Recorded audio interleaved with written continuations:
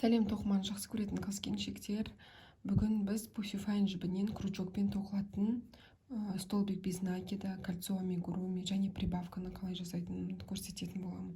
Ол үшін мына петлялар былай тұрады ғой, бір-біріне. Соның ортасынан кесіп,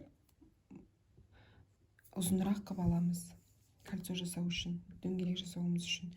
Дөңгелек жасап аламыз. Бір петляны дөңгелектің ішіне кіргіземіз. Жұмыс жібіндегі келесі петлямен оны тоқып аламыз. Енді келесі петляны дөңгелектің ішіне кіргізіп, жаңаға бірінші тоққан петлямызбен кіргізген екінші петлямызды біріктіріп, үшінші петлямен бірге тоқимыз. Бізде бұл бірінші столбик без накида, мынау уже екінші столбик без накида болды. Енді қыздар тағы бір петляны дөңгелектің ішіне кіргізіп, жаңағы өткізген петлямызбен біріктіріп, үшінші петлямен тоқимыз. Келесі петля дөңгелектің ішінен кіргізіп, бірінші петлямен екі петляны біріктіріп, үшінші петлямен тоқимыз. Мына петля қалады. Мына петля тұрады.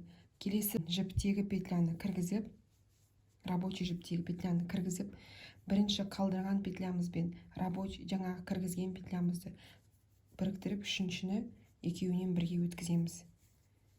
Біреу, екеу, үшеу, төртеу, бесеу, енді біреу. Бір петляны кіргізіп, осылай тоқимыз. Бұл әдіс крючокпен тоқылған сияқты болып көрінеді, узоры. Енді мына ортасындағы кішкентай ораған жібімізді тартып, дөңгелекті жинаймыз. Енді бірінші петляны бірінші столбикке кіргіземіз. Бірінші петляға кіргіземіз. Екеуін біріктіріп, бір столбик без накида тоқимыз. Келесі дәл осы жерге біз прибавкамен тоқимыз екінші қатарда. Дәл осы жерде тағы біреуін кіргізіп, шығарып, бірінші петлямен екеуін біріктіріп, рабочий жіптегі петляның үшіншісімен біріктіріп ал. Келесі петляға қыздар, бұнау екінші қатар. Бірінші қатарда біз 6 столбик без накида. Екінші қатар шеңбер тоқу ережесіне сай, екінші қатар әр петляға екі-екіден прибавка жасауымыз керек. Сол үшін келесі петляға прибавканы каждый мынандай петляның ортасына жасаймыз. Мынандай петляның ортасына. Дәл крючокпен тоқыған сияқты, бірақ қолмен кіргізіп отырамыз.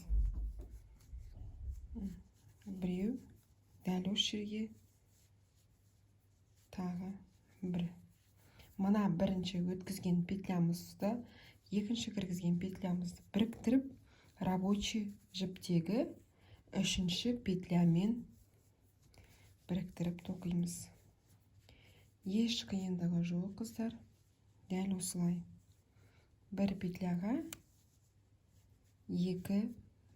бір прибавка жасаймыз. Бір петляға екі столбик без накида тоқимыз. Осылай айналдырып тоқи береміз. Еш қиындығы жоқ. Осылай тоқыла береді. Жақсы қыздар. Бәрі түсінікті деген ойдамын.